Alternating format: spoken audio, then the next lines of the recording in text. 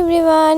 তো আমি আজ যাব হচ্ছে কলেজে, কারণ আমাদের হচ্ছে আজ অ্যাসাইনমেন্ট জমা আছে। তো আমি রেডি হয়ে নিচে গেলাম, তারপর হচ্ছে মা আমাকে খাইয়ে দিচ্ছিলো, খেয়ে দিয়ে হচ্ছে পাপা নিয়ে যাবে। তারপরে যে কলেজে এসে এগুলো সব রেডি করছি, রেডি করে জমা দিব। আর একটু লেট হয়েছিল কারণ সন্দীপনের জন্য আমরা দাঁড়িয়েছিলাম। ও বলছিল যে আগে দিস না, আমি আসি তারপরে দিই, তাই একটু লেট হয়ে গেছিলো। তারপর ওখান থেকে বেরিয়ে হচ্ছে এই যে বাইরের থেকে ডুয়ার্স মেলাটাও দেখা হয়ে গেল। তারপরে এসেছিলাম হচ্ছে ঋতুদির বাড়িতে ডান্স প্র্যাকটিসে।